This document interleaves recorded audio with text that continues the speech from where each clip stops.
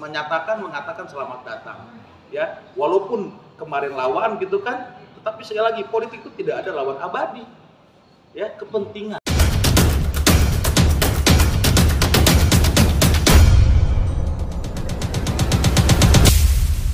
Manuver Anies Baswedan terlihat jelang pendaftaran pasangan calon di Pilkada Jakarta 2024 yang dimulai 27 sampai 29 Agustus 2024. Beberapa waktu lalu, Anies Baswedan menyambangi markas DPD PDI Perjuangan DKI Jakarta, Sabtu 24 Agustus 2024. Dalam pertemuan di markas partai berlambang banteng itu, Anies Baswedan disambut hangat politisi PDI Perjuangan, Putra Nababan dan kader PDIP. Tak berselang lama, Anies mendatangi kantor pusat pemenangan Partai Buruh di Jalan Tebet Timur dalam 8 nomor 46 Jakarta Selatan, Minggu 25 Agustus 2024. Dalam pesan yang diterima Cek Kabar Online, Anies Baswedan akan bersilaturahmi dengan pengurus pusat Partai Buruh. Diketahui, Presiden Partai Buruh Said Iqbal meminta PDI Perjuangan mengusung Anies Baswedan sebagai calon gubernur dalam Pilkada Jakarta 2024. Partai Buruh telah mendeklarasikan dukungan terhadap Anies Baswedan di Pilkada Jakarta 2024. Deklarasi berlangsung di Hotel Mega Proklamasi, Jakarta Pusat, Rabu 21 Agustus 2024, dan dibacakan Sekretaris Jenderal Partai Buruh Ferry Nusarli. Lantas, akan seperti apa manuver partai politik di waktu singkat jelang pendaftaran calon kepala daerah dibuka? Akankah koalisi gemuk berjuluk Kimplas tetap bertahan, atau justru bubar jalan? Begini analisa pakar hukum Kemas Muhammad. Ya, karena memang Jakarta ini kan barometer, ya, dan adanya putusan MK ini tentunya menjadi semakin bergairah, ya, konstelasi ataupun konstentasi, ya, pilkada di Indonesia khususnya di ibu kota Jakarta. Maka banyak sekali tokoh-tokoh yang memang sebelumnya sudah diprediksi akan maju, ya, sebelum putusan MK ini sangat menghambat, ya, karena harus ada dukungan beberapa partai. Karena di DKI ini DPRD, ya, partai politiknya pemenangnya PKS, tetapi kan tidak full dia, minimal suara 20 kursi, ya, otomatis perlu adanya koalisi, ya. Ternyata peta berubah, Ridwan Kamil bersama Suswono, ya, yang akhirnya Kimplas ini menjadi motor gerakan yang luas, yang besar, ya, untuk di Pilkada DKI Jakarta. Ada yang putusan MK, tentunya Anies Baswedan ini mempunyai peluang, ya, dengan PDIP, salah satu partai politik besar, ya, di mana ini bisa diusung, ya, agar menjadi kompetisi yang sehat untuk Jakarta khususnya seperti ini. Melihat sosok Anies sendiri, Bang, dari praktisi hukum seperti apa, Bang? Abang menilai Anies? Ya, beberapa kebijakan Anies untuk 5 tahun yang lalu ini kan bisa kita cermati dengan rekam jejak media, ya, bagaimana Anies Baswedan memberikan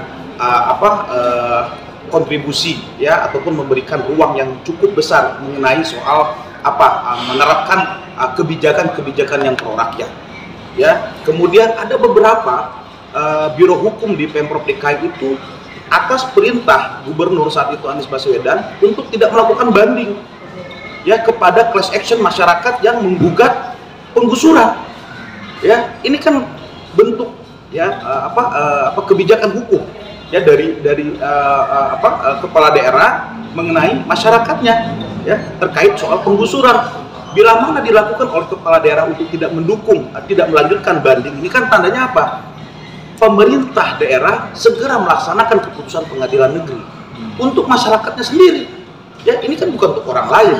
Nah, ini salah satu bentuk kebijakan hukum, ya, ataupun praktik hukum yang dilakukan oleh Anies Baswedan saat menjabat gubernur 5 tahun yang lalu. Seperti itu. Ya, artinya ini kan dia datang pada hari ini ke PDI, ya. Apa nih, Bang, harapannya agar mendapatkan dukungan penuh dari PDI atau seperti apa, Bang?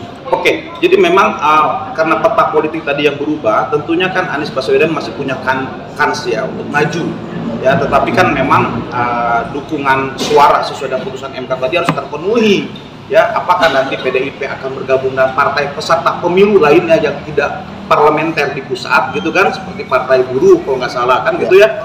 apakah nanti partai Garuda, ya partai umat misalkan yang memang belum memilih kemana arahnya. Meskipun kita tahu mungkin partai buruh ataupun partai umat, ya, ada beberapa informasi gitu ya yang beredar mungkin mereka akan mendukung Anies Baswedan. Tentunya bila diakumulatifkan di suara di DKI Jakarta saat pemilu kemarin, ya, dan itu cukup dengan suara PDIP di DKI Jakarta, maka ini sudah bisa diusung, gitu loh. Totalitas suara tadi sesuai putusan MK ya, kembali lagi kita rujukannya saat ini, maka Anies bisa maju lenggang sebagai peserta pilkada DKI Jakarta. Ya, mengingat historis antara PDI dengan sosok Anies nih, ini seperti apa Bang sudut pandang Abang? Ya. Karena ini kan juga berkaitan dengan warga Jakarta yang Betul. melihat sosok Anies itu ya seperti harusnya tidak dengan PDI begitu. Ya memang sekali lagi gini, politik itu tidak ada lawan abadi. Ya ada gium seperti itu, tetapi ada kepentingan bersama yang bisa disamakan. Ya, memang platform partai PDIP ini kan marhain, ya, lebih kepada wong cilik kebijakannya. Tetapi sebenarnya itu hampir semua partai politik akan menerapkan kebijakan pro rakyat. Tentunya bila mana memang nurani yang diutamakan, ya, kemudian goodwill, kehendak baik untuk memajukan masyarakat kecil. Karena kan mayoritas kita nih masyarakat yang lebih pendidikannya rendah, pendapatan rendah. Ini kan seharusnya lebih banyak, ya, yang termarginalkan ini dimaksimalkan oleh pejabat pilkada gitu loh, pejabat gubernur ataupun bupati wali kota. Ya, tentunya dengan platform PDIP tadi mengharapkan Anies Baswedan memiliki visi misi yang sama gitu dalam menerapkan kebijakan nantinya. Ya, saya berpendapat tidak ada hal yang sangat prinsipal di sana, karena kebijakan Anies Baswedan bisa dilihat 5 tahun yang lalu. Apakah ada diskriminasi? Ya, apakah ada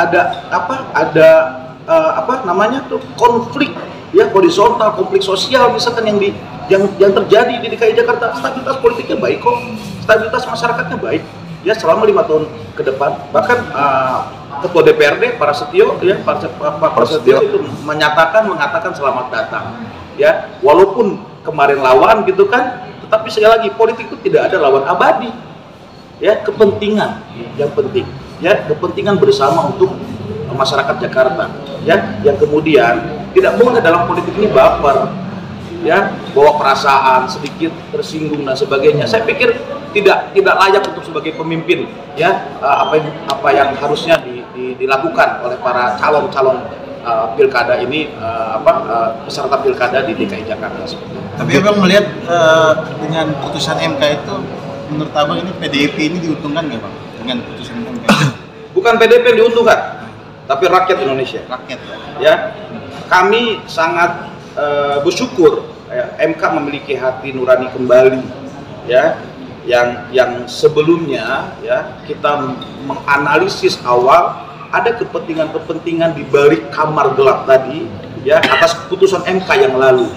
Ya, tetapi putusan MK yang kemarin ini memberikan semangat untuk demokrasi kita di Indonesia, bahwasannya memang masih banyak, ya, suara-suara kebaikan di Mahkamah Konstitusi, ya, kemudian memberikan ruang demokrasi yang sangat fair. Ya, ini kemenangan kita semua, kemenangan masyarakat, kemenangan rakyat Indonesia, ya, semua pihak. Karena apa? Kita ingin menjaga demokrasi ini sesuai konstitusi kita.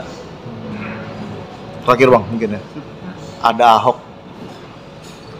Oke, jadi Ahok di PDIP, ya, atau BTP, ya, itu kan sudah pernah jadi calon wakil dan menjadi gubernur. Kalau dia disandingkan dengan Anies yang memang bukan PDIP, tetapi Ahok sekarang jadi kader PDIP, dia harus minimal calon gubernur, ya. Dia nggak bisa jadi cawagup gitu loh, karena dia sudah pernah jadi gubernur. Otomatis kan ini memang internal di PDIP bagaimana menetapkan nanti apakah memang cukup layak. Tapi kan kalau kita lihat di survei terakhir kemarin itu sangat tinggi sekali untuk memang Pak Anies Baswedan. Setelah itu memang baru ada Ridwan Kamil, ya, karena sudah mulai diusung, ya, tetapi jauh sekali 2 digit dengan Anies Baswedan terkait survei pemilihan DPT, memilih masyarakat Jakarta untuk calon peserta Pilkada DKI Jakarta. Bang, melihat Anies yang ditinggalkan teman politiknya Bang seperti PKB, Caimin, PKS gitu Bang, terus dia Nasdem, dan sekarang dia mencoba ke PDIP Bang. Tanggapan Abang seperti apa Bang? Saya melihat Anies ini seperti mungkin kuda Troya. Ya, ibarat ketika masuk ke wilayah tertentu dia bisa mengalahkan mungkin kekuatan besar, ya, karena beliau tidak punya partai. Ini juga menarik untuk kita studi, ya. Kenapa sosok Anies Baswedan ini bisa menjadi daya tarik magnet gitu untuk semua partai politik, yang akhirnya mereka ini kontrario, ya, untuk tidak mengusung Anies Baswedan bersama-sama.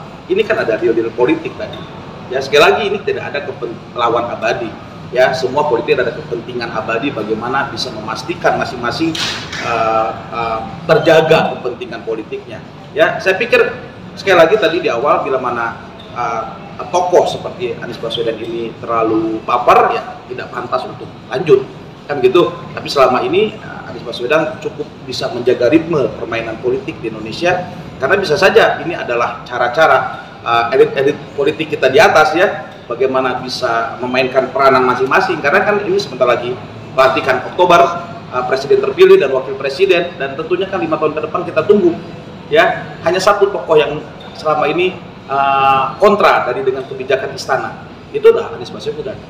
Ya, bila mana ini terus dijaga, saya pikir kan ada lawan tanding yang akan terus sampai di 2029. Saya pikir ada perpanjangan pemahaman soal elit politik ini, ya. Di atas ini bagaimana Anies ini agar tidak terbang terlalu tinggi, ya. Tetapi PDIP ini cukup cerdas, ya, melihat ini, karena memang sudah waktunya mereka juga harus menyiapkan tokoh baru setelah Jokowi lengser nanti Oktober 2024. Tapi kabarnya akan disandingkan dengan Rano Karno Bang. Abang sendiri melihat seperti apa Bang? Ya, sekali lagi ini kan beredar berita cukup dahsyat gitu, ya. Karena ini besok ini kan udah mulai pendaftaran Pilkada Indonesia sampai tanggal 29. Makanya kan harus dipastikan ini semua partai kan sedang mempersiapkan, khususnya PDIP, bagaimana menyandingkan bila mana memang Anies yang akan diputuskan oleh Ibu Megawati, kan seperti itu, ya. Apakah dengan Rano Karno, apakah dengan Ketua DPD DKI Jakarta, PDIP DKI Jakarta, apakah dengan para Setio, Ketua DPRD, ini juga kan banyak sekali. Apakah di luar PDIP? Tapi hemat saya melihat ini kecenderungan memang akan memilih dari pihak PDIP untuk wakilnya, gitu. Nah ini kita akan lihat perjalanan di hari-hari berikutnya, karena besok sudah mulai pendaftaran, ya, sampai tanggal 29 batas waktunya. Kalau tidak salah syarat-syarat untuk menjadi calon peserta Pilkada, Pak Anies Baswedan sudah melengkapi itu, ya. Tentunya tinggal syarat partai politik untuk mengusungnya, gitu. Nah, kita lihat aja dinamika ini yang terjadi 1-2 hari ke depan ini sesuai batas waktu sampai tanggal 29 Agustus. Ada yang mau disampaikan nggak Bang untuk Pak Anies, kan sebentar lagi mau pencalonan gitu, mungkin ya, kalau dari kami tentunya, ya, memandang dalam konteks praktisi hukum, ya, konstelasi politik di DKI Jakarta ini sangat luar biasa, ya. Saya berharap para peserta Pilkada DKI Jakarta ini sangat menjaga ketenangan, kenyamanan, ya, ketentraman masyarakat, ya. Gejolak ini kan sangat dahsyat, efek dari domino Pilpres kemarin, ya. Tentunya saya berharap Pak Anies ini bisa menjaga itu, ya, tetap berjuang untuk masyarakat Jakarta khususnya, ya. Bila mana memang pada waktunya Tuhan memberikan jalan dia untuk diusung oleh PDIP dan beberapa partai pendukung lainnya yang sesuai dengan putusan MK, maka go ahead, ya. Semoga bisa meneruskan kebijakan yang pro rakyat untuk masyarakat Jakarta.